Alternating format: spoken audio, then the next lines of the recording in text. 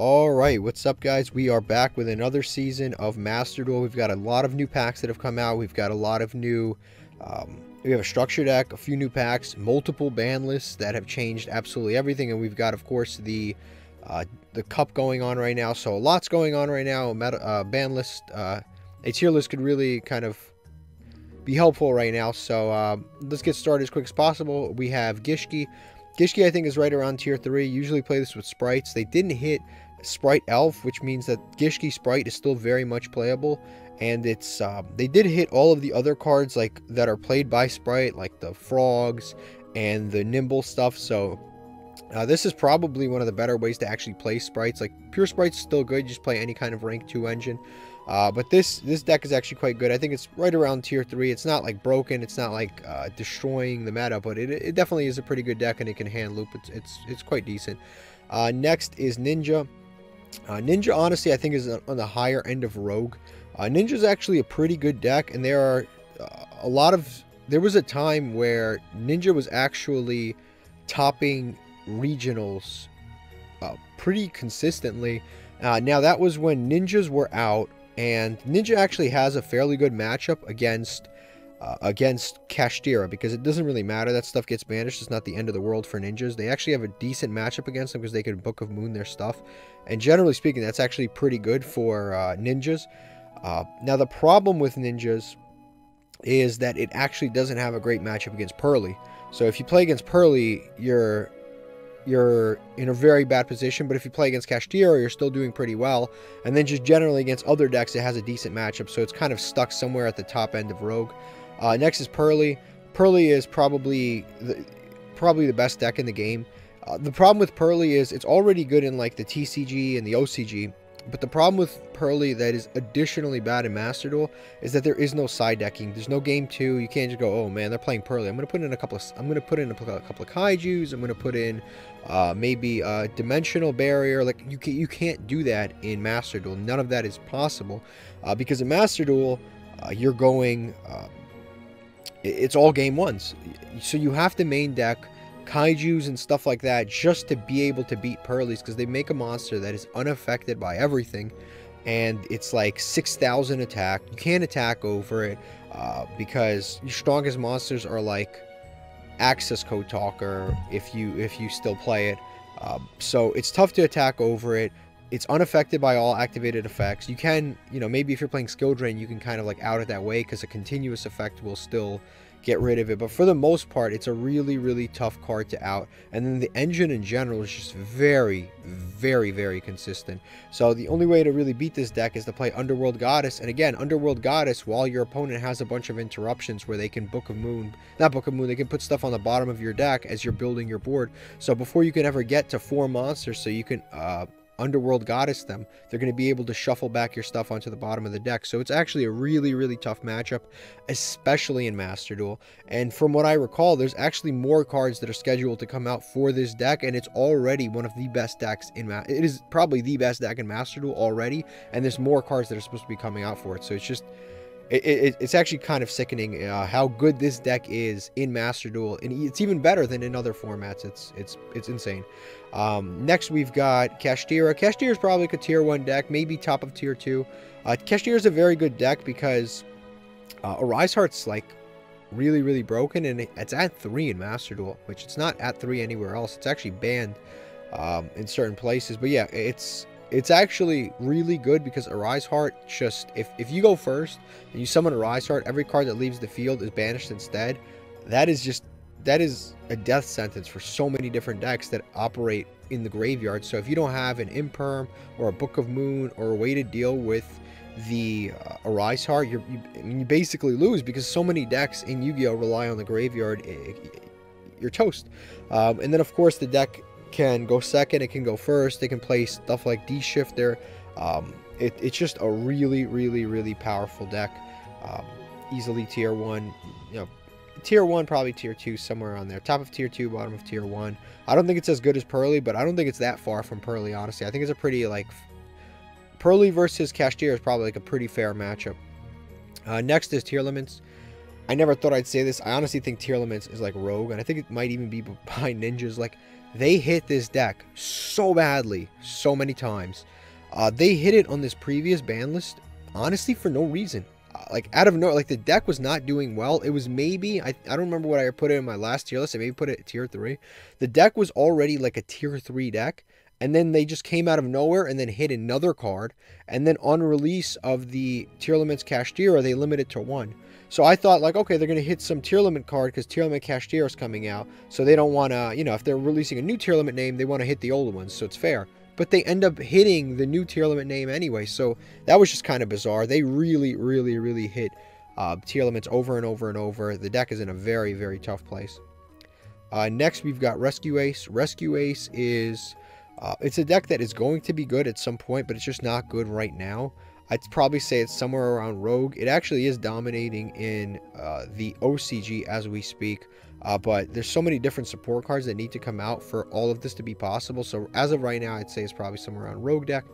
Tier 3, I think Mekenko's around tier 3. It's a going second deck. There is some inherent advantage in some regard in Master Duel to going second because your opponent generally doesn't prepare for you to go second. Because most people, I'd say probably 90% of decks would prefer to go first. Mekenko is a going second deck. It plays Kaiju, so automatically has a very good matchup against Pearly because you just Kaiju the big Noir, the one that's unaffected by everything. You Kaiju that, and then they don't have interruptions, and they don't have that. They still have the quick plays, and they still have the trap card, and they still have hand traps that they draw in the standby phase, but they lose so much by just Kaijuing their big unaffected by monster. And then of course you've got the equips that make your opponent take the damage. Like, the deck is overall really good at OTKing your opponent. Going first, it does almost nothing at all, but going second is actually quite a good deck, and it can catch a lot of people off guard. There's another one that I added. Again, if there's any decks that I forgot, please let me know, because there's just so many decks in Yu-Gi-Oh, and I definitely need to update and add more to this tier list. But next we've got this is Sacred Beast. I think Sacred Beast is a rogue deck. It's actually a good deck when going first, and it's got some really good cards, but going second can be really tough with this deck, number one. Number two, going second can be really tough, but going first you do have some good cards. Like, that Field Spell is just absolutely broken. It makes the monster your Sacred Beast so they can't be destroyed by card effects, and they can't be targeted. And on top of that, it makes it so the Sacred Beasts, if you control a Sacred Beast, you can just draw 2 cards. Like, Fallen Paradise is just an absolutely broken card. Then you've got Cerulean Skyfire. It's a negate that doesn't even activate. It's a non-activating negate. It just negates a spell card, which is just great. It can negate, like, Super Poly. Like, there's so many good cards in this archetype. But overall, the Beckoning Beast, the Dark Summoning Beast, like, all of those cards are really good. Sometimes the actual Sacred Beast can be a little bit lackluster because they're just essentially vanilla monsters that sit on the field and don't do anything, with the exception of Uriah, who is, like, actually good, but he's not really playable in the Sacred Beast deck. More so it's kind of like a Hamon deck.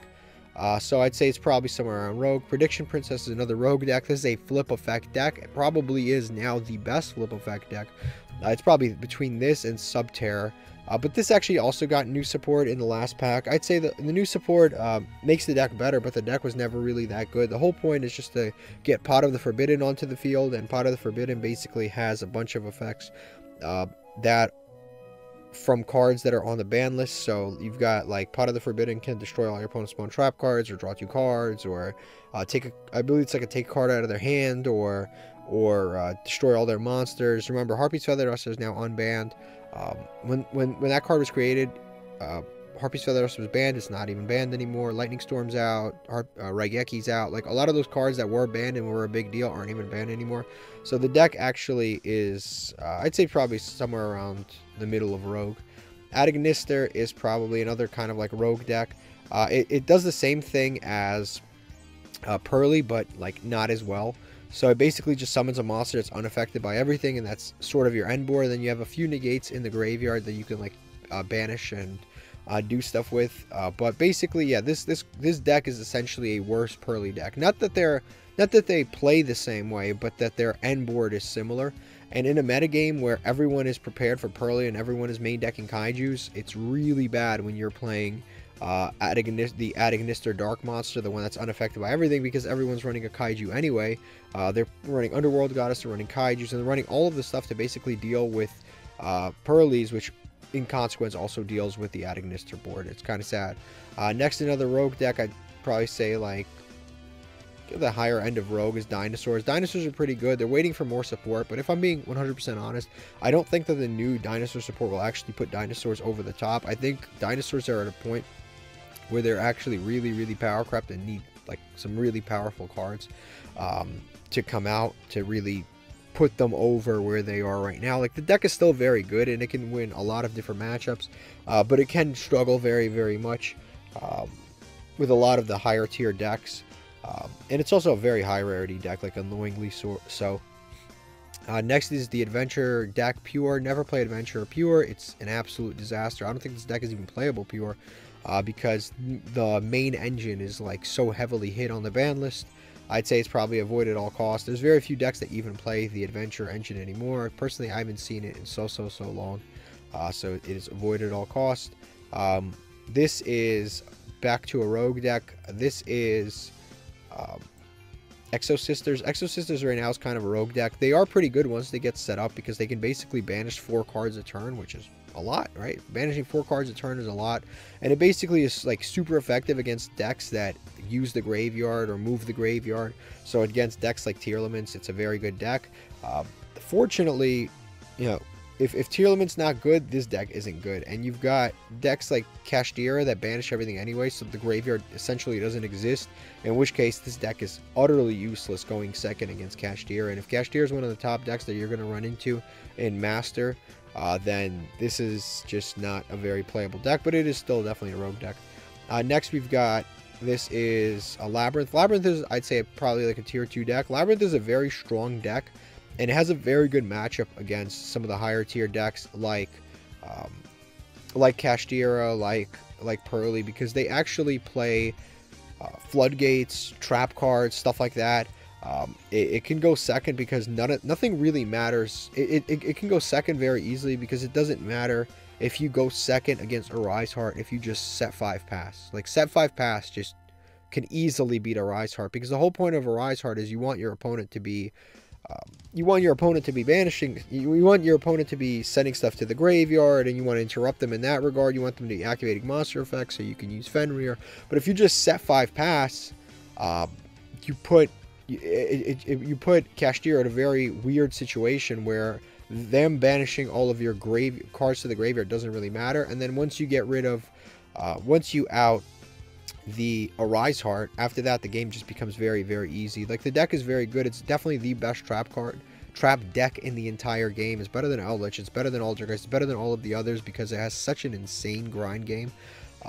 It can just, yeah, like, all of the trap cards do something in graveyard. Not only do they do something in graveyard, they do good stuff in graveyard. They can bounce an opponent's card, they can set itself back to the field, and then when they are on the field, they get to summon from the deck.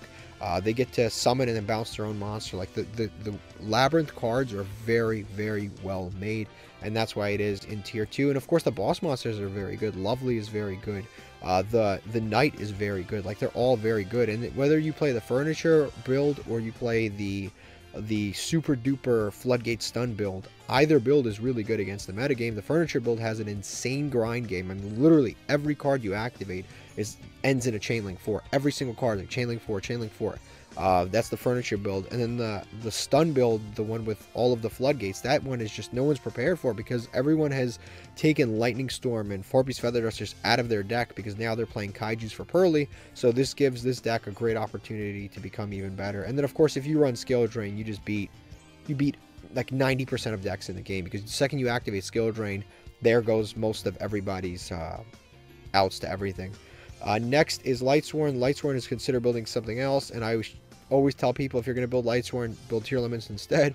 But Tearlaments is dropping so rapidly, we might end up switching places. But this is a deck that really needs support. It hasn't had support in a really long time. It's got essentially like 2 good cards in the entire archetype, and everything else is pretty much stuck in 2010. Next we've got Raid Raptors. Raid Raptors is a decent deck. It's in the same boat as like Ignisters, where its end board is like a monster that's unaffected by everything, which again, right now everyone's playing Kaijus for Pearly. So if you summon the monster that's unaffected by everything, it doesn't really matter because everyone's somewhat prepared for it. And then on top of that, the monster that's unaffected by everything is just unaffected by everything, and it's 3,500 attack. That is not that big of a deal, especially when the Pearly one is unaffected by everything. It has you draw cards. It can put cards on the bottom of your opponent's deck, and it's 6,000 attack. So in every single way, this deck is just power crap by Pearly, and it's an XYZ deck just like Raid Raptors, which is like, it's like super power creep. Next is another rogue deck, which is sad to say, but yeah, I think this is a rogue deck. This is Eldritch. Eldritch used to be the best deck in the game, and now it's very far from the best deck in the game because between the Bystials that absolutely destroy you, a Rise Heart that banishes all of your trap cards and doesn't give you a grind game, Eldritch is super susceptible to Call by the Grave, DD Crow, the Bystials, a Rise Heart, any banishing cards. All on top of it, it just absolutely gets demolished in the mirror match, not the mirror match, in the Labyrinth matchup, because Labyrinth just outgrinds every single trap deck that exists ever, especially if they're playing the furniture.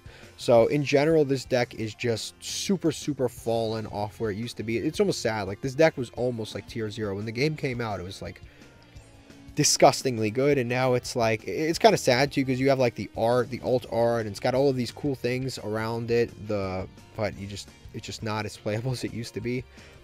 Next is Beat Troopers. Beat Troopers is a really good combo deck, but it doesn't really have an end board that's really good, and that's kind of the frustrating part with Beat Troopers. It is the best insect deck in the game, but that's not saying much. But yeah, it has a lot of weapons in terms of combo potential. Like, this deck can combo for 10 minutes straight and give you a board with 2 interruptions. It's sad. It's almost sad to watch. Like, it really is. It's like you watch somebody combo for 10 minutes and they have, at the end of the combo, they have like at best they have like a Cicada King, okay, and then they have like a trap card and single lanes in hand. Like, it's almost embarrassing how terrible it is. Next is Goki. Goki is probably like a bottomish tier rogue deck. It basically makes a monster, again, is unaffected by everything. But again, if you're making a monster that's unaffected by everything and Pearly's already running around, it's kind of pointless because Pearly will just do it better than Goki will. And on top of that, Goki has a really good link engine deck. Like, every card when it goes to the graveyard does something, right? Special summons from hand, it searches, it does something, and that's really good for links. But links are at a point where a lot of the good link monsters are banned, so the cards that you used to be able to go into, you can't go into anymore. So you're basically stuck going into like the Goki monsters, which the Goki extract monsters are just okay at best, and the deck is where it is. Monarchs is probably like one of the tribute decks that are somewhere in the bottom of Rogue. It's okay, it's not a great deck. It relies on graveyard a lot more than like other ones of these decks. Like straight up, this is just a worse version of Floowandereeze. Like, Floowandereeze power crept every single tribute deck that exists in the game, so this is stuck where it is. Next, we've got DDDs. DDDs is like a high end, I'd say probably tier 3. It's a very good, strong combo deck. It relies on literally everything, which is kind of the weak point of the deck. It takes a lot of skill because it uses every single summoning mechanic: Pendulum, Synchro, Fusion, the Graveyard, the Banish Pile, the extra deck. It uses everything. This deck literally takes every single neuron in your brain to play, and yet it just is, it doesn't do quite enough right now. The best card in the archetype is the Link Monster. The Link Monster is also the worst card in the archetype because it locks you into DDD monsters, which on one hand is really good because it lets you do a lot. Like, the Link Monster lets you do a lot, but on the other hand, it locks you into DDD monsters, which the frustration with that is you used to be able to go into Crystal Wing and all of these other like Synchro monsters and Fusion monsters outside of your archetype, and you can end on like Verde Anaconda and then do other stuff with it. But now all of that stuff is gone because the Link Monster is so good that you'd be a moron not to use its effect. But at the same time, by using it, you cut yourself out of all of this great generic stuff that you can summon. But overall, the deck is still in tier 3. It's a very good deck and very complicated to play. Next, we've got Familiar Possessed. This deck absolutely sucks. It is an archetype void of any creativity whatsoever. People like it for the archetype. I respect that. Look at this. Let me look at this. It's like a painting. This is stunning. Look at this. You got this gecko sitting behind a girl, and they're like, it's like an anime intro. It looks fantastic. Here's the problem. Like, the deck does nothing. All of the main deck monsters are 1850 attack. They might as well be normal monsters. I wish they were normal monsters because the deck would be more playable if they were normal monsters. It is almost entirely useless. They are not that... It's literally just a big stun deck with a bunch of monsters that don't do anything.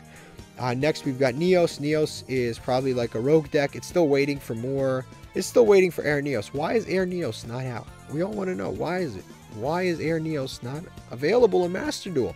What happened? We need to know the truth. Next is Fortune Fairies is probably an avoid at all costs. This deck, as I always say, the fortunate part about Yu-Gi-Oh! Is you have old cards that are really broken, and then you have some old cards that are like super old and trash and powercraft, right? This deck is a perfect example of all of the how old Yu-Gi-Oh! Cards are entirely powercraft and not that good. So that's why it is where it is. Alright, next up we've got Adamantipator. This is another deck that's fallen off. So Grass 6 Greener is at 1. Although Grass 6 Greener is technically searchable now with Triple Tactics Thrust. So it is technically searchable. But yeah, Grass 6 Greener is at 1. Block Dragon is banned. So I'd say it's probably like in Rogue deck. I've been seeing this deck so infrequent. I think I saw it like one time in the last month. Whereas you used to see this deck like every single day almost. Now one card did come off the ban list totally. I think they had Analyzer at 2. Why Analyzer of all of the cards was at 2? Who knows? Either way, it got Analyzer back at 3, but it lost Block Dragon. Block Dragon is a million times better than Analyzer. And that's really hurt the deck. Also, it's a very graveyard-focused deck, so playing against Cashier, especially second, is not going to end well. This is one that surprises a lot of people, but Rainbow Crystal Beast is actually a very, very good deck. Crystal Beast is one of those weird decks where it doesn't care about cards getting banished. It doesn't care about like any of the floodgates. You can play D-Shifter. You can play Macrocosmos. You can play against Kashtira. You can play against pretty much any. Like, the deck is almost insane because it dodges the graveyard, because when the card's destroyed, it goes to your back row anyway. Like, it's kind of crazy how this deck can play through pretty much any... There can only be one. It can play through, goes in like almost any floodgate whatsoever in the game. It can somewhat play through, except for maybe Skill Drain. Skill Drain is the only one that this deck is like, oh, I can't play through Skill Drain.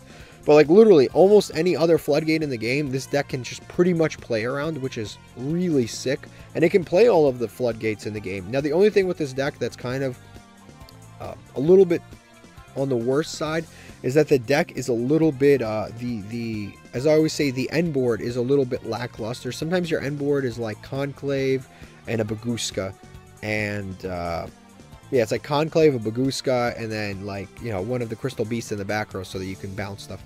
And that's about it. Like, it's not like that great, but it's also not that bad. Maybe you have a hand trap in hand, but like most of the time that board is good enough to beat most decks. But there's a lot of situations where that board is just not good enough to do anything with. It's just like, it's good enough to beat most decks, but it's not that good of a board overall is what I'm trying to say. But I'd say, yeah, tier 3 is very fair. It's probably one of the best anime decks available in Master Duel right now, which is kind of crazy to say. Of all things Crystal Beast, right? You have Blue Eyes, Dark Magician, you have all of these dramatic archetypes that were used in the TV shows. Crystal Beast is probably one of the best ones of all of them. Next is Toons, another archetype from the show. I'd probably say it's in Consider Building something else. Toons are kind of a mess. As much as I love the artwork, and I think most people in Yu-Gi-Oh! Love the artwork of Toons, I think most of us love the gameplay of Toons, right? Being able to attack your opponent's monsters, being able to take your opponent's monster with that comic hand, turn it into a Toon monster, attack your opponent directly. Like, there's so many cool archetypes, like so many cool aspects of this archetype that I like a lot. Toon Kingdom is a really good card. This deck is just missing good Toon cards. Like, there's just not enough good Toon cards. It's not that easy to special summon the Toons out.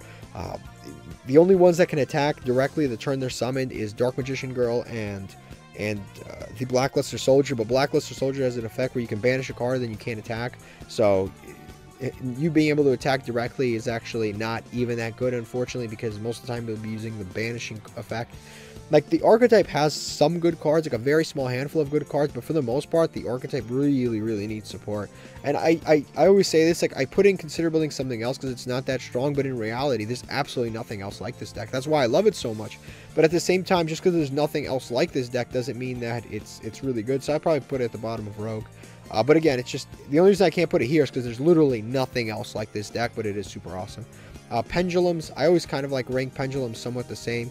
You've got the Draco Slayer stuff, which is really good. I'd say it's probably somewhere around tier 3. Pendulums are always going to be relevant and good in most metagames, just because most people don't know how to play against them.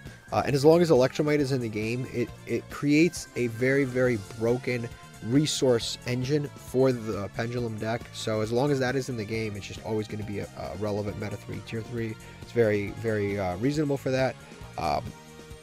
Heroes are probably at the bottom of tier 3. I think they're still very playable, but they're at like the bottom end of tier 3.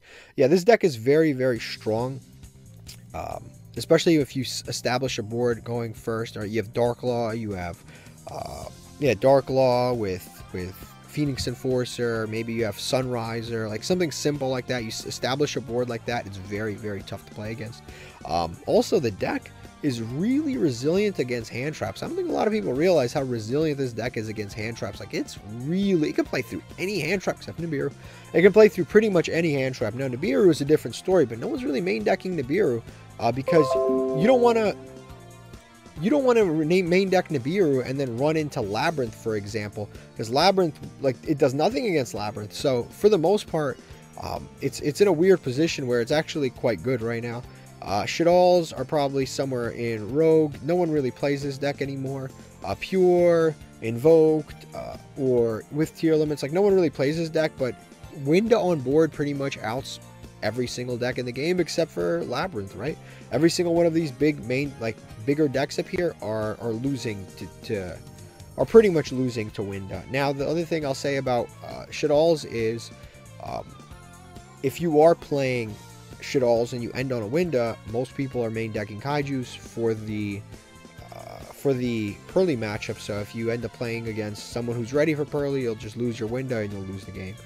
Blue Eyes is in a rough place. I'd say it's probably somewhere in Consider Building, in Rogue. It's not in Consider. It's probably somewhere in Rogue. Like, it's not a bad deck by any means. You have a lot of different options. You have the branded Blue Eyes, which is quite good. You have the Fusion Blue Eyes, the Trap Blue Eyes. You have a few different versions of Blue Eyes that are actually quite good. But generally speaking, Pearly's not a great matchup. Kashtira is not a great matchup. This is definitely not a great matchup. Like, it has a lot of really bad matchups in the top of the metagame. It can take care of other decks in Rogue, but it really has some bad matchups up here. So it's probably somewhere around Rogue. Windups are a decent deck. They can still do the hand loop, but honestly, Gishki probably does the hand loop better than Windups does. This isn't considered building something else. This is Winwitch. It's more of an engine than it is like a pure deck, and it always has been more of an engine than a deck, unfortunately. The deck just doesn't really do anything but summon like one level 10 or level 8 synchro, and then it's just, okay, pass. It's just not enough. But as an engine, it's pretty good because it can put Crystal Wing in any deck you want. This is a really good deck. This is Phantasm Spirals. It is at the higher end of Rogue. No one is prepared for it. It actually has a really good matchup against most of the top decks, except for Pearly. It doesn't have a great matchup against Pearly, but at the same time, it really doesn't have like a bad, like, if it goes first, it has a good matchup against Pearly because you have access to a lot of the negates like Skill Drain. You have a lot of there can only be one, stuff like that is actually quite good against Pearly, and against Kashtira and against a lot of the top meta decks. This deck has a very, very, very strong matchup, but at the same time, it has trouble outing monsters that can't be destroyed or targeted or something like that. Like, monsters that can't be destroyed or targeted or unaffected by stuff, you almost have no answer to whatsoever in this deck unless you're main decking Lava Golem or Kaijus. So I'd say this is probably somewhere in Rogue. Infernoids is a very good Saki deck. It's probably at like the higher end of Rogue. Going second, this card is insane. This deck is insane. And then of course you've got the Triple Tactics Talents. Triple Tactics Thrust that lets you set Grastic Screener directly from the deck if your opponent activates like a monster effect. So if you activate Reasoning, your opponent ashes it. You can set a Triple Tactics Thrust directly from your deck, which is really good. Next, we've got Subterra, probably the best flip effect deck. I'd say this is better than Prediction Princess. It's probably somewhere around there. It's a deck that's waiting for Dragoon. Dragoon is its boss monster, and it's waiting for other stuff in general. But the deck is actually quite good. It's the best flip effect deck in the game, but that's not saying much because flip effects are kind of outdated. It relies very heavily on Guru, and it relies very heavily on the field spell. Spirals are another deck that's kind of rogue. It's a combo deck that you just almost never see whatsoever in any kind of ladder. I wouldn't say it's like complicated to play, but it's definitely not worth the payoff in terms of the board that you can make versus like just playing Pearly and making a monster that's unaffected by everything. It's just not as good of a board. And on top of that, a lot of the good lake monsters are banned and gone, so this deck isn't quite as good as it used to be. Battery Man, I always say play something else, and what I say to play is you play just play Thunder Dragons better in every single way. Element Sabers is a terrible deck. I have no idea who came up with this deck. I have no idea why this deck came out in 2017. It's a deck that if it released in 2005, it might be playable. Like that's how lackluster that deck is. Altergeist is another top end of Rogue. It's got new support coming out, but honestly, I don't know if the new support is going to be. I don't even know if the new support is honestly even good enough. Like that's the problem with Altergeist. It has been just absolutely power crap by other trap decks, and I think Labyrinth is just better in every single way than Altergeist is. I honestly think Eldritch is better. If it wasn't for the bad like matchups that Eldritch has with like Bystials and stuff, Eldritch would be a better deck than Altergeist. But Altergeist, yeah, it just has been power crap very, very strongly. This is actually quite a good deck. I almost want to, I've been seeing this a lot lately. I'm going to put it in tier 3. This is another like anime deck that's really good. I've been seeing it more than all of these other decks. So this deck is essentially like a combo deck that ends up ending on an FTK. You basically end on you end on a few negates, you end on this guy who's unaffected by everything again, and then you end on 2 of the new Blackwing monsters, the ones that every single time your opponent activates something, it burns them for 700, and they end on 2 of them. So it's like activate 1400, activate 1400, activate 1400, and essentially every single time you activate something, you get burned and burned and burned. The more you play, the more closer you are to losing. Like the deck is actually really, really, really good, and it's consistent. This deck is outrageously consistent. And Nibiru is nowhere to be found in the metagame right now, so this deck is like really, really good right now. But like I said, it'll beat up on most of these decks, but it can have a lot of trouble with some of these higher decks, especially against like Kashtira. If they have a Rise Hard on field, it can be really tough to play against. This deck is definitely in like bottom of Rogue. This is of course Gravekeepers. Gravekeepers right now are just not that strong. A few months ago, it was a half decent deck because you could play it against tier elements, and if you use Necro Valley against tier elements, it's pretty good, but Necro Valley really doesn't do anything against some of the higher tier decks. Like it slows them down a little bit, but for the most part, like Necro Valley is doing absolutely nothing against Kashtira, like 0. It is doing nothing. This deck really needs some new monsters. Necro Valley is still a good card, but it definitely needs some new monsters and some new support. Next is FAs. FAs probably consider building something else. It's a synchro deck that's half decent, that modulates its levels. It's cool and all, but honestly, you're better off just playing other synchro decks as of right now. Next is Magical Musketeers. This is a pretty good deck. It can go second, it can go first. The problem with this deck is that it just relies very heavily on its normal summon, and if your opponent can interrupt your normal summon, you essentially lose the game. Everything has to stay on board for you to do something, and if you lose your normal, if they get rid of the monster you normal summon, you pretty much lose the game. Next is Cyber Angels. Consider building something else. There are other ritual decks that are simply better and use Cyber Angels, so things like the Drytrons. You can play Drytrons, mix it with Cyber Angels, and that is actually a fairly good deck, but I wouldn't just play pure Cyber Angels. I think you're setting yourself up for disaster by playing pure Cyber Angels. Alright, next up we've got Time Thieves. Time Thieves is probably like a rogue deck. It's a decent like XYZ deck, but honestly there's so many better XYZ decks out there that I wouldn't recommend playing this. It's kind of like a lower end rogue deck. It's a cool deck, and its boss monster Time Thief Redoer is really, really good, and like he's an awesome boss monster, but usually he's kind of like an additional aspect of a board, so you'll have him in addition to like a board of other interruptions, and he's pretty good, but on his own he's just not a good enough boss monster to like carry a deck. So I'd say it's probably around Rogue, maybe even consider building something else. I wouldn't say play pure Time Thieves, it's not really that good. But next up we've got Dragon Link. Dragon Link is probably like a tier 2 deck. I don't know if it's here or here, but it's probably like a tier 2 deck. It's a very good deck. You're going to have trouble sometimes playing against Kashtira, because obviously Kashtira is frustrating for anybody to play against, but it's actually pretty good. I'd say it's probably somewhere around tier 2. It's a very strong deck, and it beats most of the decks in the game, but it can have a little bit of trouble with Kashtira. Sometimes you can have trouble with Pearly.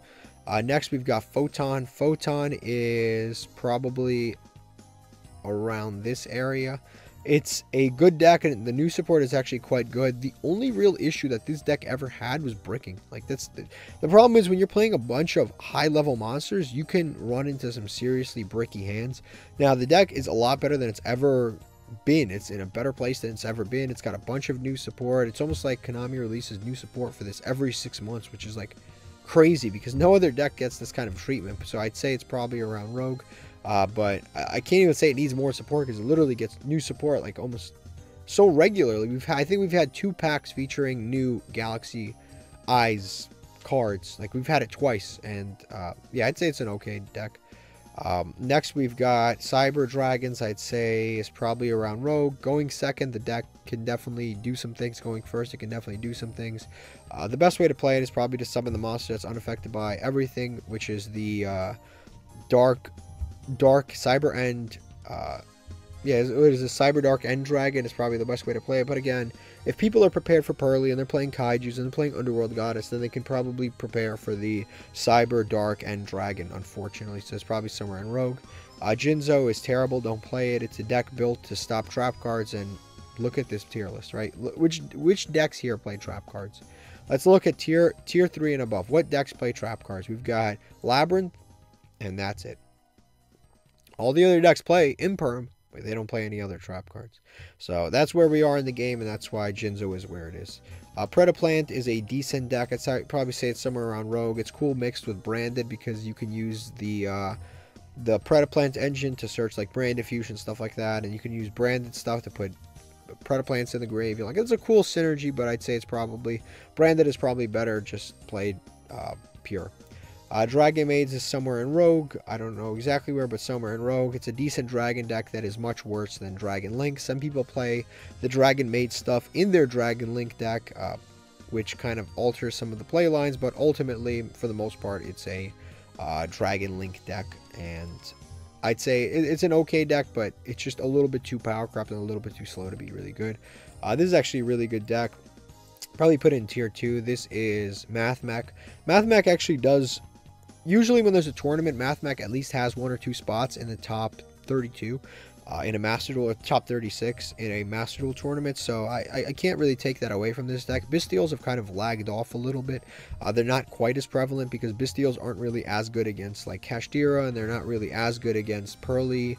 They're not really as good against some of the higher tier decks in the game right now, so because they've lagged off a little bit, MathMech has actually become significantly better because you cannot prevent the... Super Factorial as easily. So I'd probably say it's somewhere around tier 2. The deck does have some reasonably consistent tops. Dark Magician is somewhere around here. It's waiting for Dragoon to come out. The deck isn't particularly in a bad place by any means, and it's actually got some really good tools available to it that aren't available in the TCG or the OCG. It has stuff like Chicken Game and 3 Upstart Goblins. Like, there's so many good things about this deck that are available to it. And the structure deck is like a fantastic deal. The problem with the deck overall is that it just doesn't really have a boss monster. Its best boss monster is Dark Magician, the Dragon Knight, but that card is more of like a protection card than it is a boss monster, because essentially it's just a monster that's 3,000 attack, and like, yes, you can bring it back with Eternal Soul, and yes, it protects your back row, but the problem is, especially Eternal Soul, but the problem is it just doesn't really do much outside of that, which is kind of the frustrating. It's just a 3,000 attack monster that protects your back row, so it really needs a boss monster such as Dragoon. Next, we've got Aromatherapy. I put in consider building something else. Play Rika. You get to play some of the Aromatherapy cards, but you actually get the win. Next is Kawaki Meru. The only Kawaki Meru cards that are good are the dragons, the one dragon Draco, and the Draco's good, and Kawaki Meru Draco and the rock ones are good. Other than that, the Kawaki Meru cards are generally not good. Supplier's good.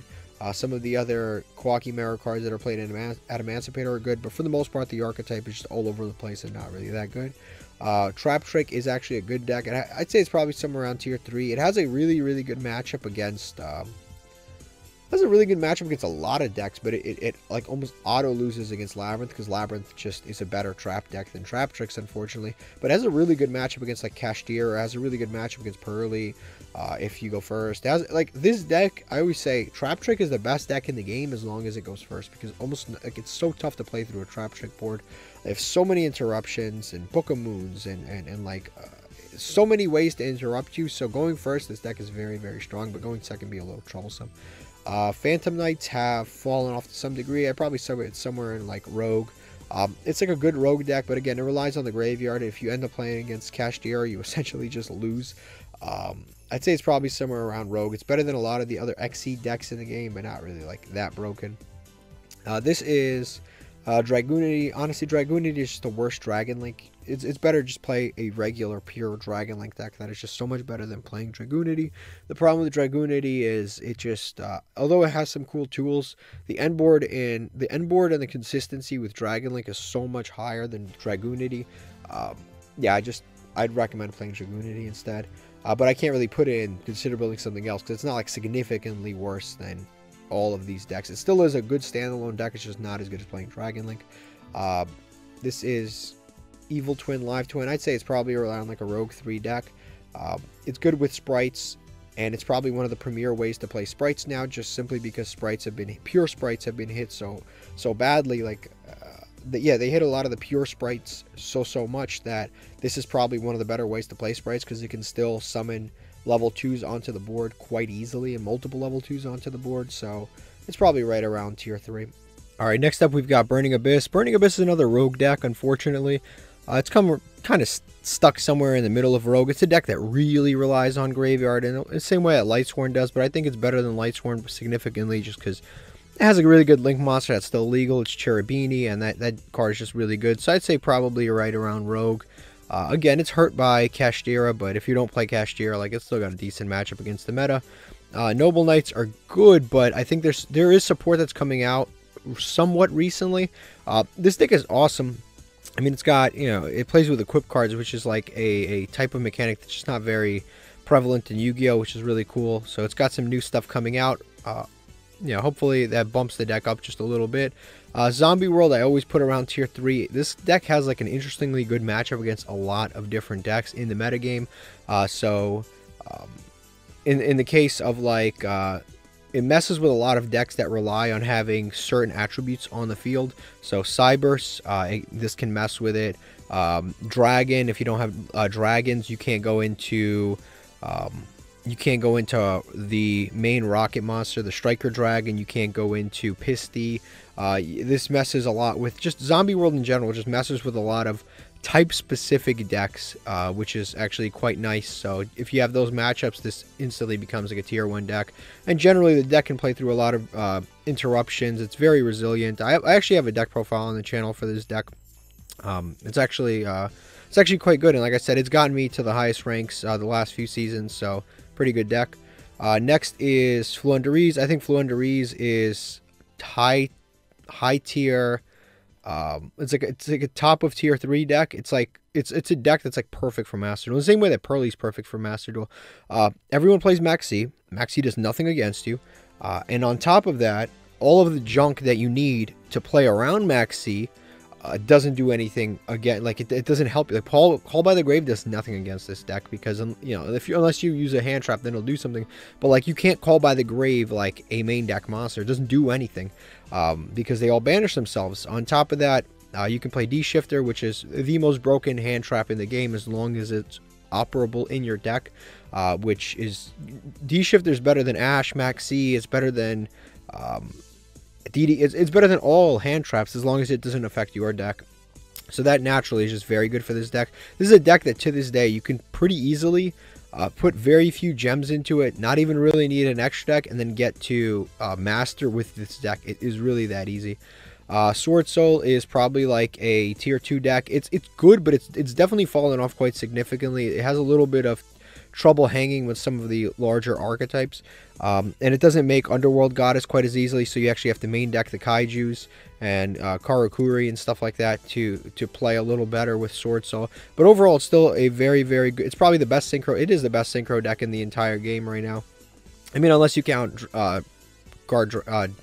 unless you count Dragon Link as a synchro deck, because technically you can count this as a synchro deck. It does synchro summon quite a bit, right? You go into Tracer, you go into some other stuff, so it's actually debatable whether it's the best synchro deck. It's either this or Dragon Link, but in terms of pure synchro deck, this is still the best pure synchro deck in the game. Umi is, I'd say it's a half decent one right now. It's probably like tier 3-ish right here. It actually can search Kaijus, which is really cool, so it's good against a Pearly matchup. Kashtira doesn't really affect this deck too negatively because its effects are, the Kairushin's effects are continuous. The second it hits the field, it removes everything, and then you can just attack over, the Fenrir, and it's no big deal. Same thing with like some of this other stuff. It has a really good matchup against a lot of decks, but it does have some bad matchups. Like a bad matchup, for example, is this right here. It's Labyrinth is just not a great matchup for this deck, and like a few other matchups that are really not good. But generally, it will beat the majority of decks in Rogue and below, and then it has pretty fair matchups with the rest of the decks up here, and actually favorable matchup with the majority of decks except for maybe like the top 3. But generally, it's a very, very strong deck to this day. Sylvan's, I recommend playing Rika's instead. Rika is just a better plant deck than Sylvan's or Aromatherapy. Dino Morphia is actually a very unique deck.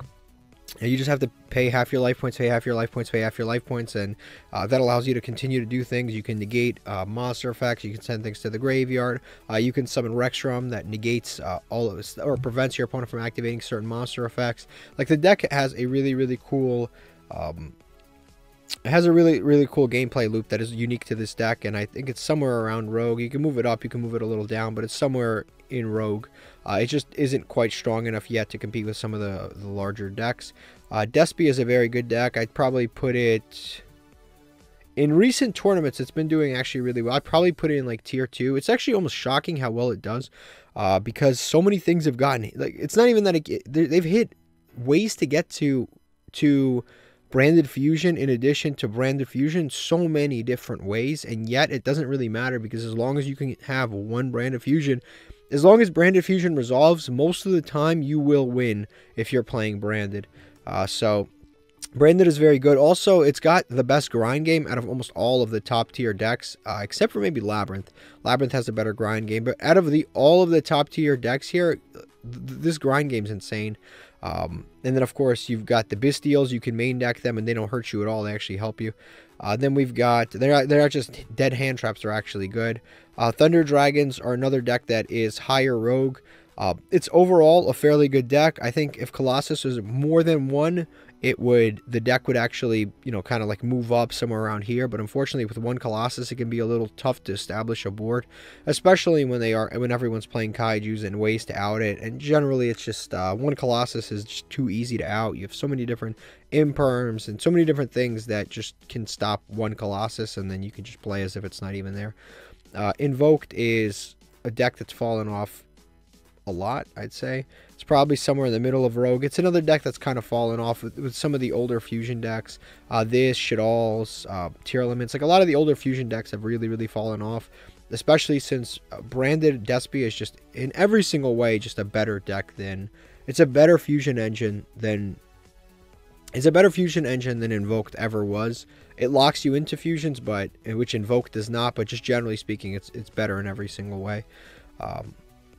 Next is, this is Lyrilusk, probably somewhere around Rogue. Lyrilusk Tri-Brigade. Good deck, not great. It still has the majority of the pieces that you need to be successful with this deck, except for the Barrier Statue. If the Barrier Statue was still legal, the deck would be significantly better. But without the Barrier Statue, there's not really like kind of floodgate effect. You have like Mist Valley, Apex Avian, stuff like that. You still have those effects, but you don't have anything to really like prevent your opponent from doing anything, unfortunately. You just have like a few interruptions, but not really hard floodgates. So the deck definitely has dropped off. Salamangreats is a good deck, probably the best structure deck, honestly. It's probably somewhere around tier 3. Requires a reasonable amount of skill to play. I think it's not as good of a deck as Mathmech. I think Mathmech is just a better Cybers deck. But generally speaking, it's a very good deck. It's got support coming out at some point soon. It's got the Salamangreat Soul when it's coming out. I'm not really sure when it's coming out in Master Duel, but at some point it's going to come out, and that card is very good. It locks you into fires, but let's be honest, the deck has been pretty much locked into fires anyway. The only thing that you can't do is go into the Access Code Talker line, but it's not the end of the world, because going first, you're not going into the Access Code Talker line anyway, so Tier 3 is probably a very fair placement for that.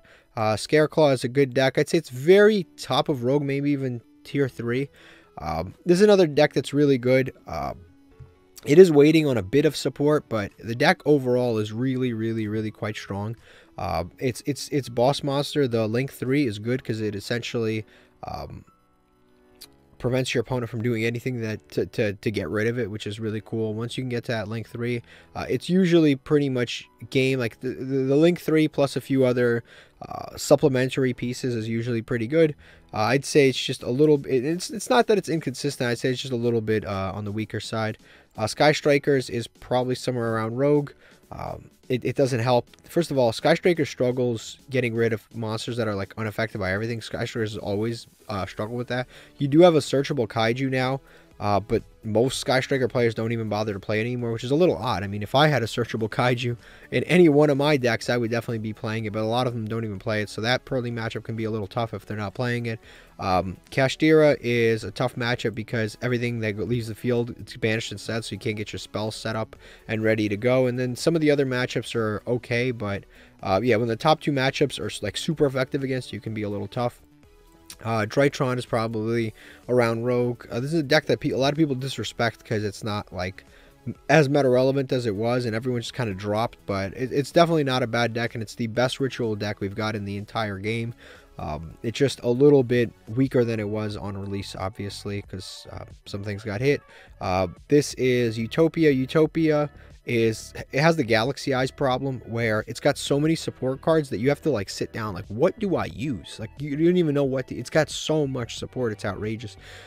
You would think that a deck like Blue Eyes or a deck like Dark Magician would have the most support cards because they were around in Season 1, but you'd be shocked to find out that both Galaxy Eyes and Utopia are much larger archetypes than Blue Eyes and Dark Magician.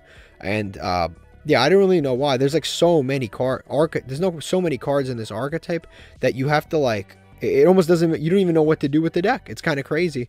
And then on top of that, the only way you ever see Utopia in the ladder is when people are playing the Utopia FTK deck, where you basically inflict you gain life points, and then instead of gaining life points, you inflict that many life points to your opponent. Basically that, it's like the number 100. You use number 100 and then you destroy it and you gain that 9,000 life points, but instead you're burning them for 9,000 life points. That's the only way I've seen this deck played. I haven't seen like a pure version of this deck running around. Gladiator Beasts are probably somewhere around down here. They're like a weaker rogue deck. Unfortunately, they're just not good enough to compete. If you're a Gladiator Beast player, obviously you had so many years where this deck was very strong, very meta relevant. Like from the day it came out to like probably around like 2011, the deck was very meta relevant, and then it completely fell off. It got support a few years ago, but it's not enough to put the deck over the top, unfortunately. You can mix it with Tri Brigade, but again, it's just not enough. This is Plunder Patrol. This is a deck that you could probably put in tier 3. It's a deck that almost no one knows, but it's very competitive, and it's a somewhat complex deck to play. It's actually a deck that runs kind of well with the adventure package, if only the adventure package just had more cards available to it. But overall, the deck is actually quite strong. It's just Sharks is like a lower tier deck. Unfortunately, they lost a lot of stuff. Gozen Match was huge for this deck. That's gone. Totally Awesome was like their pseudo boss monster, because you can go to bottom with Shark, Totally Awesome, and you have a negate. And you can have like Gozen Match plus that on the board, and it was actually quite good. You can go into this Stealth Kraken. Yeah, summon Stealth Kraken, turn everything into water, activate Gozen, and now your opponent's locked in the water. There's just so many things that you could do with this deck that's just not available anymore, unfortunately, just because of various hits to other decks that have simultaneously affected your deck. Next is Orcus. This is a deck that got a bunch of things off the ban list, but despite that is still not very relevant. Honestly, a lot of people have a lot of hope for this deck, and like when things started coming off, they're like, oh, I'm so excited. You never see this deck on ladder. And honestly, it's one of those decks that's just it's at the point where it's just power crept. All of these decks are actually power crept. We're talking Orcus, Sky Strikers, Salamangrates wherever they are, and Altergeist. All of those decks from like 2018 that were very, very good. They're all really power crept. 2018, 2019, they're all too power crept to really like be the best deck anymore. And Lynx in general, just a bit too power crept. Unchained is probably like a rogue deck. This is a deck that I just saw the mate. They dropped the mate for this. This mate looks insane. It's probably the best looking mate in the game. Like from a design standpoint, it looks crazy. Like it's really, really nice. But this deck is very cool. It has basically when its cards get destroyed, you get to summon more cards from your deck. It has like it has the best grind game I think in all of Yu-Gi-Oh. And I don't think I'm even over exaggerating that. I mean literally every single card in the entire archetype floats. The spells, the monsters, the traps, the extra deck monsters, everything floats. It has the best grind game in all of Yu-Gi-Oh! And currently, as I'm recording this, in the TCG, it's actually the best deck in the TCG, but that is because of the new support that is coming out. And the new support is only 3 cards. Like, it's only going to take 3 cards to make this archetype from like a rogue to like probably like a rogue 1 tier 2 tier 1 deck, which is like crazy. It's only 3 cards. It's 2 main deck monsters and 1 extra deck monsters. Whenever they drop that, this deck will be either like tier 3, tier 2, maybe even tier 1. I don't know what else they're going to hit out of this stuff here, but depending on what they hit, this deck is going to be very, very strong. Next is Amazement. This is one of the weaker trap decks. This deck is worse than Altergeist, and it's also worse than Labyrinth significantly. It's just kind of like it's like a B tier trap deck. Unfortunately, it plays normal traps, which is cool. They equip to monsters, and depending on if you equip them to your monster or your opponent's monsters, they get different effects. Cool design, but unfortunately, it's just not strong enough. Next, we've got Virtual World. This is a deck that runs very well with the Adventure package, which is hit significantly. I'd probably say it's somewhere at the top end of Rogue. It's a good synchro deck. It's actually one of the better synchro decks that you could possibly play in Yu-Gi-Oh! But unfortunately, as of this moment, it's just not strong enough to be played. Next, we've got Ghost Trick. This is in Avoid at All Costs. This deck just is the definition of power crept. It is not really worth playing in any way. You'll never see it on ladder ever. Despite there's people out there. I love Ghost Trick. I play Ghost Trick. It's my favorite deck. I've never ever in my entire I've played so many matches of I've played thousands of matches of Master Duel, and I have never played against a single Ghost Trick deck ever outside of the story mode. The story mode is the only place I've ever seen Ghost Trick, unfortunately. And the win condition, it's just forget it. We don't have to talk about it anymore. Next we've got Marincess, probably one of the better cyber stacks. People always debate Marincess, Salamangrate, which one's the better one. For sure, Mathmech is better than both of them, but these two are both very, very viable options.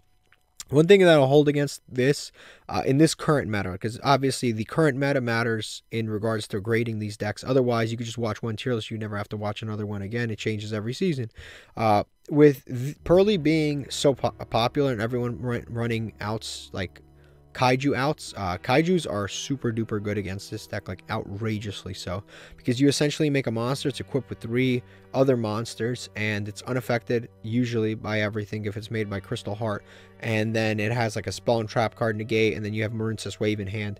And if your opponent Kaiju's the monster that you have on field, that essentially just kind of like ends all of your interruptions, it ends all of your protection, and it makes Marincess Wave in your hand unplayable. So you have to rely on just hand traps, and then it knocks the deck off very, very much. So that, I will say, Salamangrate has the advantage there, because Salamangrate has a more spread out board, and it has like spawn trap cards in the back row, stuff like that. So probably in this current meta, I'd say Salamander is probably the better deck, but generally it's still a very good deck. Earth Machine is very, very good. It's a deck that is oddly, it plays for 10 minutes, and the board is like 2 things, but your grind game in this deck is unbelievable, especially with the new card, the Clockwork Knight, which essentially turns everything into machines, which is really good. And then if it gets destroyed, you can search. So that card is really good in this deck, and it's only a rare. So if you already have this deck, you can upgrade it for nearly free. Next, we've got Tri Brigade is probably somewhere up here. Tri-Brigade, Lyrilusk, they're both decks that are just really, really power crept. They were good at a time where there just wasn't as many great options available as there is now, and it shows. They're just better decks that are much, much stronger, that put up more formidable boards. What does this deck really end on, right? It ends on a it ends on a Revolt and an Appaloosa. Revolt and an Appaloosa is not enough to beat Pearly. A Revolt and Appaloosa is not enough to beat it's not enough to beat Kashtira. Revolt and Appaloosa is not enough to beat Labyrinth and Dragon Link and all these other decks. They're just not enough. So the deck is just absolutely power crept. Mech Knights, so it's not even like a consistency issue with Tri-Brigades. It literally is just a power issue. Mech Knights is probably somewhere up with the rogue decks that are decent. The problem with this deck is it has to go second, and it has to go second and special summon, and it has to rely on your opponent putting things in certain zones, and it's always basically the problem with going second in Yu-Gi-Oh! Is you're always playing up against the wall unless you're running Kaijus. If you're running Kaijus, then it's nice to go second. If you're not running Kaijus and you're trying to just summon into your opponent's board, it can be very tough in Master Duel. Next is Weather Painters. With one skill drain, this deck is a little rough to play. It's probably around bottom of Rogue. Basically what this deck does is you've got all of the trap cards that become the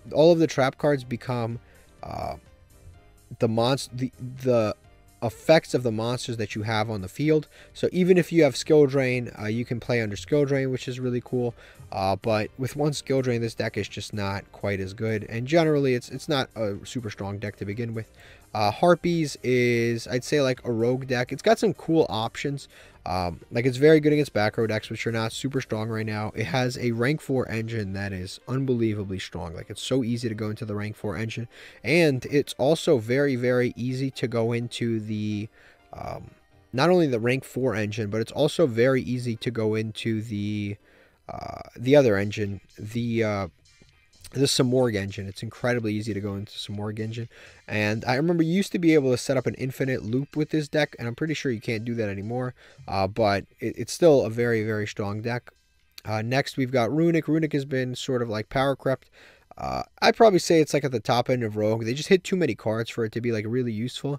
There are games, honestly, you log in, you play against Runic, and you're just gonna lose, and there's nothing you can do about it.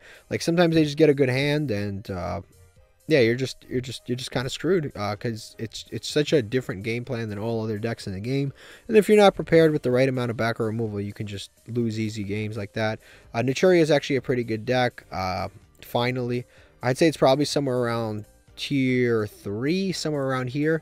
Naturia with Runic is a very, very strong deck. Not only can they summon Naturia Beast, which negates spell cards unlimited, but they can also summon other things that are really good. Like just the new engine for Naturia is actually really good with the Camilla, and then you've got on top of that with the Naturia stuff, you've got the Runic stuff mixed in, which is also really annoying because they're banishing cards off the top of your deck, banishing your engine, and on top of that, they're negating all your spells. So that is a really, really, really good deck as of right now, and quite consistent. But Dolce is another deck I usually put in tier 3 or 2.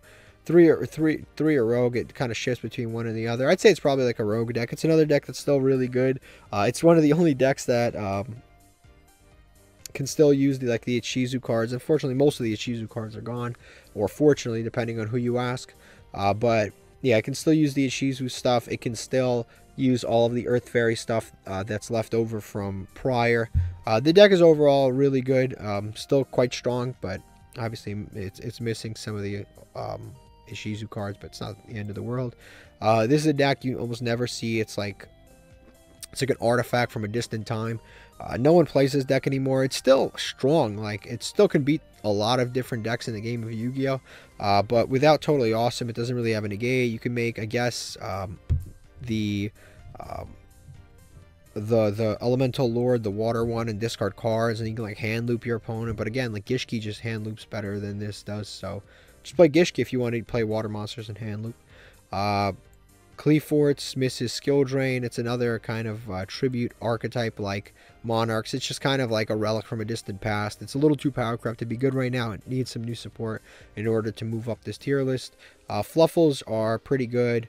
I'd say it's like in the top half of Rogue. It's always a pretty good fusion deck. And what's awesome is whenever somebody uses Patchwork whenever you use patchwork, people are assuming you're playing something else, so they never actually ash the patchwork, but in reality, you really should ash patchwork. If you're playing against this deck, but no one knows it, so it's fantastic. It never gets ashed. But Fluffles are actually quite a strong deck. It's very good at OTKing, and its engine is really, really, really strong. Toy Vendor's a really good card. The Bear is a really good card. Like the core engine of this deck is very good, and its resource loop is very good. So it can afford to go second and get half cards popped, and it's not the end of the world. Red Eyes is an interesting deck because actually right now with Red Eyes mixed with Dragon Link, I would say is probably somewhere up here. Red Eyes mixed with Dragon Link, I'm shocked to put this here. Red Eyes mixed with Dragon Link is actually really, really good. Like the Black Metal Dragon, the Black Metal Dragon, the new Red Eyes card is really good. The one that sends a normal monster to the graveyard, special summon stuff, that card is really good. And the next turn you can search Red Eyes Fusion as a follow-up. Like, I have no complaint. Like, that's a really, really, really good card. It's almost like shocking. But yeah, this card is probably somewhere around here. I mean, this deck is probably somewhere around here. Mixed with Dragon Link, this deck is really good. I would say it's honestly, at this point, it's better than Blue Eyes and Dark Magician, which is cool. It's nice to see that Blue Eyes, Dark Magician, and Red Eyes are just continue to kind of shift between who's the best. But Red Eyes definitely needs a little more of a consistent game plan from the R&D department. I don't think you should play artifacts. They're just, as a pure deck, they're not very good. People don't just pop random back row in Yu-Gi-Oh! As often as they used to. Cosmos are a good deck, but I think it's another deck that's kind of power crept at this point. Basically, they summon a bunch of ships that are like untargetable, but the problem is like targeting is like irrelevant. It's like the last thing anybody's worried about in Yu-Gi-Oh! Right now is targeting. So summoning a monster that's 3,000 that can't be targeted is not really that big of a deal, especially when it doesn't do anything other than not be targeted. Speedroids is a decent synchro deck. I'd say it's somewhat consistent. It's just kind of like the middle of synchro decks, but it's got so much in-engine stuff that you have to play that sometimes you can be a little light on hand traps, and that it sometimes gets you in trouble. Blackluster Soldier, the new card came out, but honestly, it's had no mana impact whatsoever. You never, ever, ever see this deck in ladder. It's just not that good to play the Blackluster Soldier stuff. It's just not strong enough, if I'm being honest. It's just not strong enough.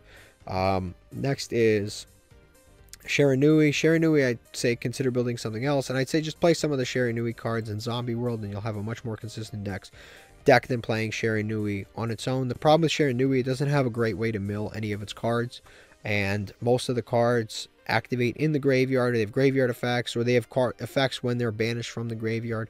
But unfortunately, it's tough to get things in the graveyard without like the Ishizu cards or ways to get to them.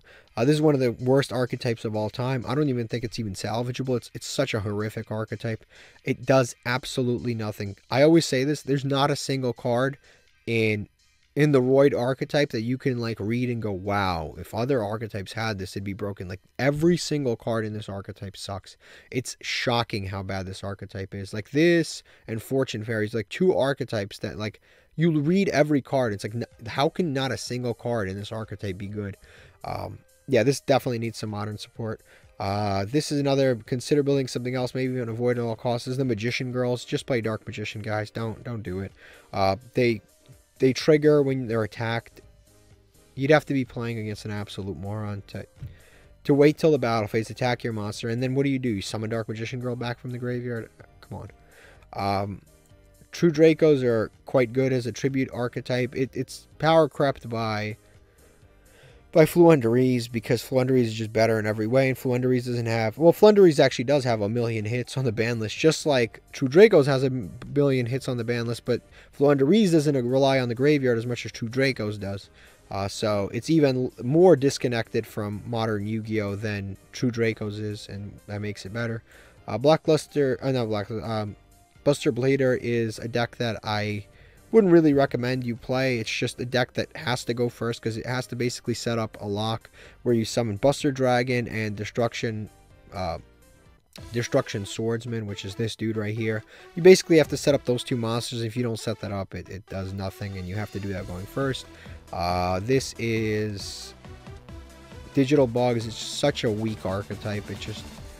It's such a weak archetype. You could drop this in any part of Yu-Gi-Oh in the history of time and it probably still wouldn't be meta. Like, it's such a low ceiling deck. It's an insect deck and the cards are so bad that you wouldn't even play them in Beach Troopers. Like, even the free special summons, you wouldn't play in Beach Troopers. There's better generic insects than every single card in this archetype. It's a mess. Next is Paleozoic is another deck that it's in a sad place. Paleozoic is, once Toad got hit, the deck fell off. Then Grass got hit, you know, that hurt the deck. Then the Ichizu cards fell off. It's just like, then Skill Drain got hit. It's like the deck with a million. It's like a million things went wrong for this board deck. Like, everything keeps getting hit. They lost Toad, they lost Skill Drain, they lost Grass, they lost everything. Like, the deck is in shambles.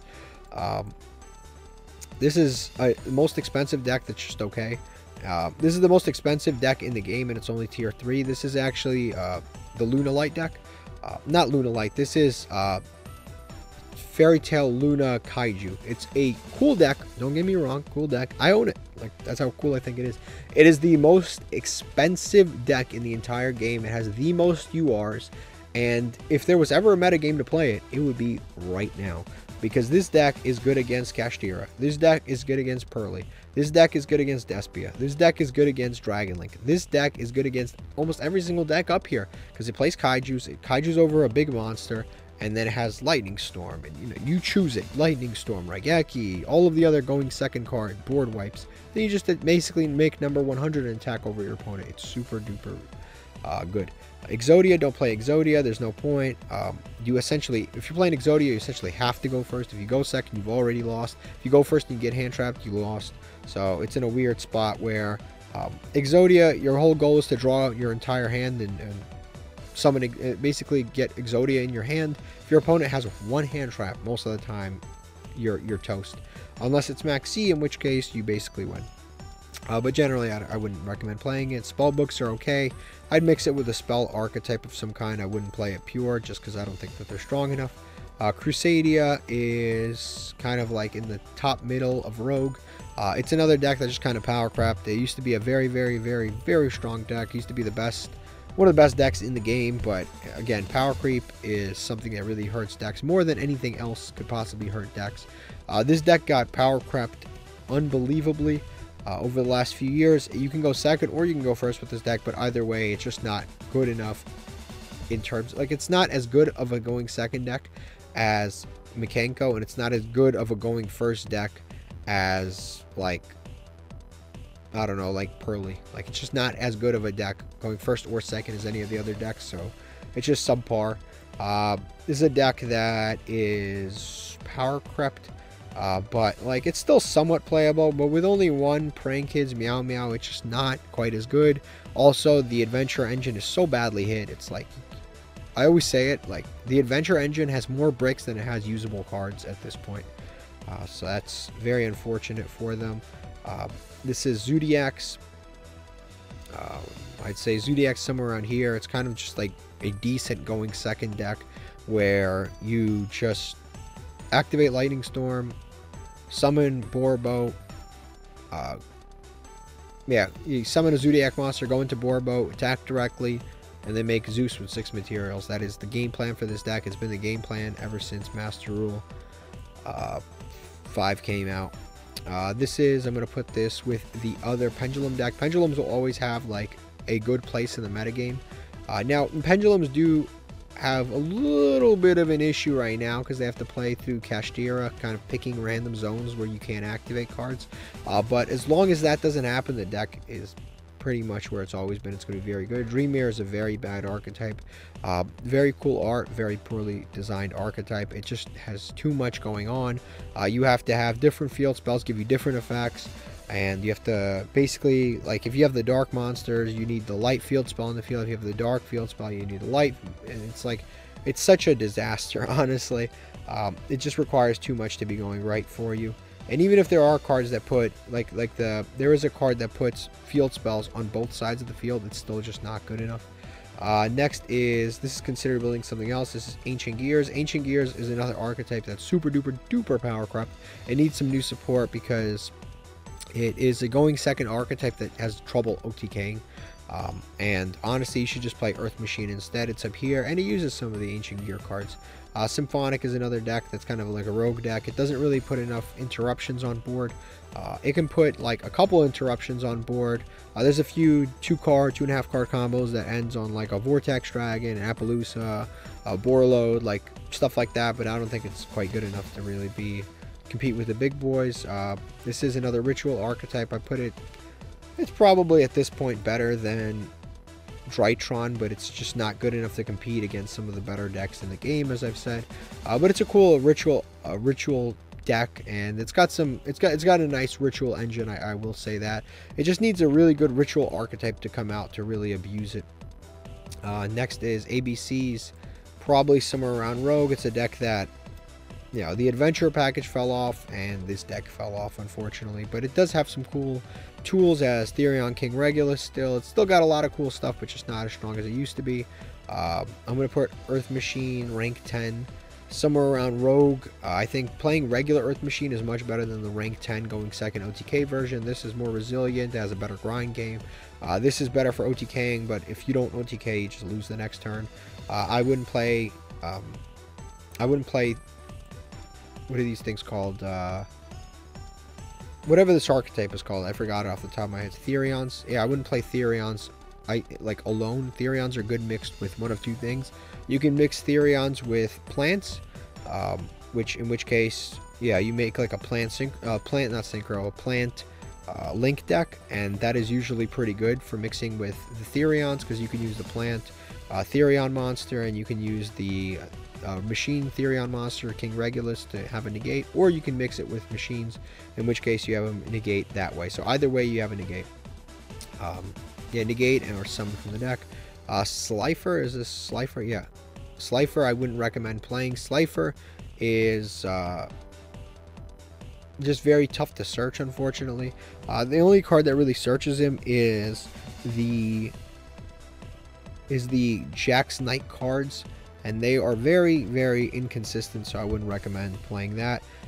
This is actually a pretty good archetype. This is probably up here somewhere. This is Virtual World, not Virtual, I'm sorry. This is No Punk. This is another archetype that's quite good. It's a very good synchro engine, and because Chaos Ruler is still in this game, it's honestly quite strong. Like, Chaos Ruler is a very, very, very good card. It does a lot for this archetype, and it lets you mill, and it lets you synchro summon continuously going to level 11. This is a very, very strong synchro engine. I would definitely recommend picking it up for anyone that is running a synchro engine of any kind. Sprites, I'm going to put next to like Gishki up here. Gishki Sprite is a pretty strong deck, and Sprite Pure is pretty good, and Sprite with Live Twins is pretty good. Like, a lot of the Sprite decks are still very, very strong, just because Sprite as an engine is just outrageously strong, but it did get hit significantly. I'm going to put this here for now. This is the Resonator deck, but honestly this deck is going to get better because there's been a structure deck that's been released, so there's new support on the way. The deck is just okay right now. It ends on like one boss monster, but when the new support comes out, I think it can put up some decently formidable boards. I wouldn't recommend playing Final Countdown. It is at 1 and you have to wait 20 turns to win. I mean, do the math, guys. This is Grand Maju. Not super good, but I would say it's like a cool middle of the road deck. It's another one of those decks that's just so different from everything else that it's good for that. You can basically play things like Macrocosmos and Dimensional Shifter and Dimensional Fissure and all of that other stuff that prevents your opponent from setting up any kind of a board or graveyard setup, and then you just have this giant dude, the Grand Maju, just ready to attack over your opponent's life points. Next we've got, this is probably somewhere in the bottom of Rogue here. This is Winged Dragon of Ra. Winged Dragon of Ra deck isn't too bad. My only problem with Winged Dragon of Ra is that he has the most support out of all of the God cards, but he himself is actually the worst God card because he doesn't really like do anything, and he pays all of your life points except for 100 and puts you in a very, very bad position to lose the game. So I'd probably put it somewhere in Rogue. Next is Gem Knights. Gem Knights is kind of a neuter version of what it used to be because you can't really FTK with it anymore. So I'd say it's probably somewhere at the bottom end of Rogue. It's more of like a weird beatdown deck now. Next is Thousand Eyes or Relinquished. I wouldn't recommend playing this. There's just not enough cards in this archetype. This deck really needs some new support. Like, it's got like 7 cards. Like, how can you have an archetype with 7 cards? It's just not enough, honestly. Witchcrafters is another deck. It's a lackluster spellcaster archetype. It is. The problem with this deck isn't consistency. It's very consistent. It does exactly what it's supposed to. It summons a lot of It doesn't summon a lot of monsters. It puts a lot of spells in the graveyard that add themselves back during the end phase. But the problem is this deck has absolutely almost no end board whatsoever. Has a monster that pops, and it has a monster that negates your monster effects, or all of your monster effects, but only a one-time thing. It is just a deck that just, its ceiling is very, very, very low, but its grind game is fantastic, and its resource loop is very good, but it's just too low of a, like I said, it's just too low of a grind game. It's too low of a ceiling. That's the problem. It doesn't put up an end, like a formidable enough end board. This is Sun Avalon, but I'm also going to put this as like Plant Link. Plant Link is actually a fairly strong deck. You can definitely win. You can definitely get the master very easily with Plant Link or Rika or any of the 2 plant decks, and you're using basically. This deck is kind of interesting. It's similar to like Zombie World, where you use all different zombie support, and Earth Machine, where you use all types of different Earth Machine support. This is the same way, where you just use a bunch of different plant support.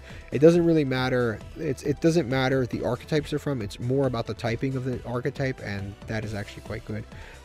Next, we've got Ancient Warriors, probably somewhere around here. This deck always rears itself whenever there's like some kind of a festival. This deck somehow ends up showing up, so I'd say it's somewhere probably around Rogue. Next, we've got, this is the Ishizu deck. Why did I even go up this high? Yeah, avoid at all costs. There's like, how many cards are left in this archetype? It's gotten hit so badly. It's almost to a certain degree sad. Honestly, I kind of like the Ishizu cards. I'd rather have them hit tier limit. I actually like playing Ishizu cards in random archetypes. I find them to be fun. You know, when you're playing like Infernoids or Zombie World or Light Sworns, I think those cards are actually really, really fun. But unfortunately, tier limits is just too good to have these cards around. Earth G-Force, or I forget this exact archetype name, but it's basically a Cyberse Earth deck.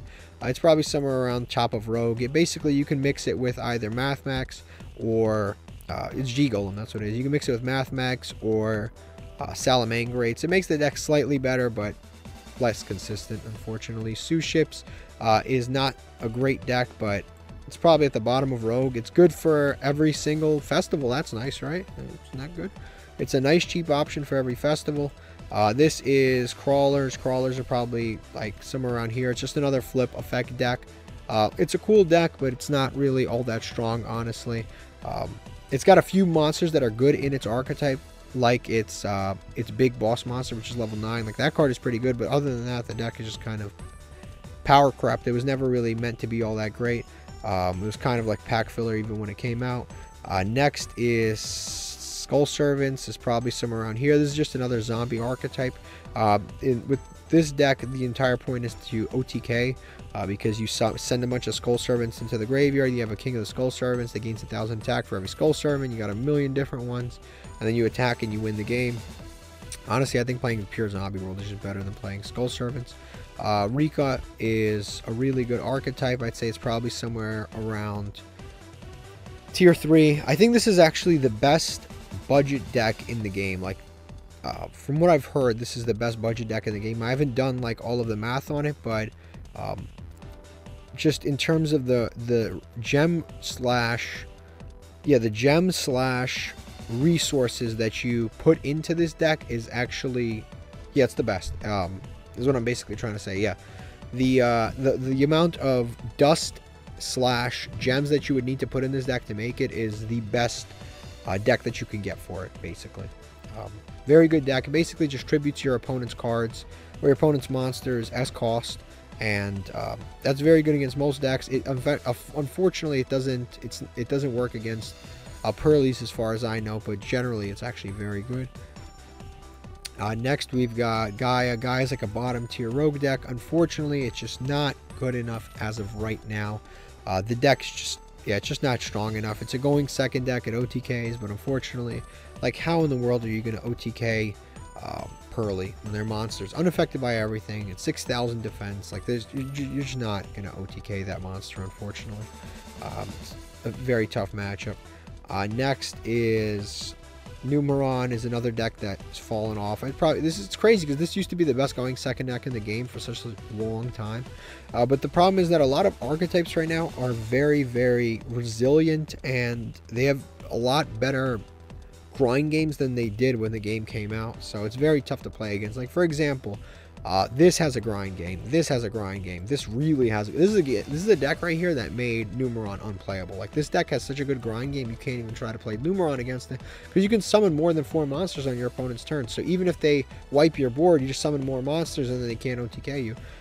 This has an insane grind game. You can't even get over this monster because it's unaffected by everything unless you're running a kaiju. This has an insane grind game, and it makes everything everything that leaves the field is banished instead. So you can't even use Numeron Network. Like, these decks have such a better grind game than decks of the past. So it unfortunately puts Numeron into Rogue. I wouldn't recommend playing this. This is just a terrible archetype. It fills up your spawn trap card zones, but it expects you to live 5 turns in order. Yeah, it expects you to survive for 5 turns while filling up your spawn trap cards, and it's just not good. And by this deck, I mean Final Countdown. Next, we've got Synchron. Synchron's, unfortunately, is an archetype that relies much too much on Jet's Junk Speeder. So if Junk Speeder resolves, you win. If Junk Speeder doesn't resolve, you lose. There is new support that's coming out that will actually make the deck significantly better. Like, they're coming out with Synchron Wheeler. That card's really good. Like, there's some new cards that are coming out that are really good. In addition to a new boss monster, it's like this deck gets a new level 10, level 12 monster every few months, and they are just slightly better than the old ones. But it's also getting Crimson Dragon and a variety of other cards that are really good. So it's probably somewhere around Rogue. We got to wait for the new support that comes out. Amazonas is a decent kind of like bottom-ish tier deck. The deck would be better if we had 3 Gozens and 3 Rivalry of the Warlords. That would make this deck very good because the entire deck is Earth Warrior monsters, and it slows the game down. And when this deck slows the game down, it's actually very, very strong. It's cool. It's kind of like playing, it has a very unique play style. It's a fusion beatdown deck, which you don't actually see very often in Yu-Gi-Oh! There's not a lot of beatdown decks. A lot of these decks, their goal is to like put negates and stuff like put negates and interruptions on the board, OTK, stuff like that. But this deck actually just summons big monsters that protect each other and they attack. It's kind of cool. This is a Verna-Sleuths. I wouldn't recommend playing pure, but there are decks where they are very good. So you can mix the Verna-Sleuths with Madolches, for example, and that deck is fairly good. But playing it pure, I don't think it's worth it. Kaijus, I wouldn't recommend playing as a pure archetype, but Kaijus are extremely good in the metagame right now because they're best against. They're really good against the top 2 decks. So I'd recommend playing Kaijus, but not pure. This is a repeat, so we're gonna just slide this off to the right. This is I forget the archetype name, but I know this card's name is Har. So basically, this is a level 9 archetype that relies on its field spell. For some reason, I'm just forgetting the name of the archetype, but basically it's a level 9 deck that essentially relies on its field spell. The field spell puts tokens on your board, and then you can summon monsters from the deck, and then those monsters have additional effects by tributing monsters on your side of the field. So like, you can tribute 2 tokens, negate a card, tribute 2 tokens, pop a card, tribute a token, summon another generator generator. That's what it is. Just finally came out. But yeah, generators. It's probably like a decent Rogue deck. I'd say it's probably at the higher end of Rogue. It's quite good, but not like absolutely broken. Next, we've got Dark World. Dark World is actually quite good, especially in Master Duel, because you can deck your opponent out if they max you. So I'd say it's probably somewhere around the higher end of Rogue. This deck has a lot of really cool options, and I'd say this is definitely it's interesting because Pearly is definitely less of a threat against Dark World, because Dark World summons so many monsters that you can make Underworld Goddess without even thinking twice, which is really cool. Goatee is a deck that is getting new support at some point. I'd probably say it's somewhere around the middle of Rogue. It's getting new support. It just got announced a couple of days ago, so it probably will be in Master Duel in 9 months, but when it does, it'll be good. I would not recommend playing the Dragon Rulers because there's literally 3 of them. You have 2 Blasters and you have 1 Tempest, so you know, do with that information what you will. Then we've got Simorgh. Simorgh is a decent archetype. It's probably somewhere around here. It's, you know, I'll be honest with you, it's probably better to just play Floowandereeze.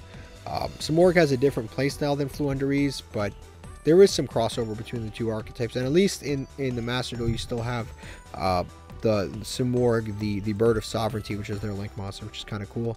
Next, we've got Wisdom, Evil Eye. It's probably somewhere around Rogue. It's basically another equip archetype. Not another one, because that's quite unique, but it's basically an equip archetype where you equip a bunch of stuff to your Azrael, which is their like main monster, and then that monster just keeps getting stronger every single turn and getting bigger and bigger. The problem is the out to this deck is a kaiju, and everyone's playing kaijus again, so it can be a little it's a little tough to play this right now. And then the rest, these are all actually repeats, so we don't have to go over these because I've already gone over these, but this is the entire tier list. If there's anything you disagree with or any decks that I missed, please let me know, and as always, thank you for watching. La la la la la la la la la.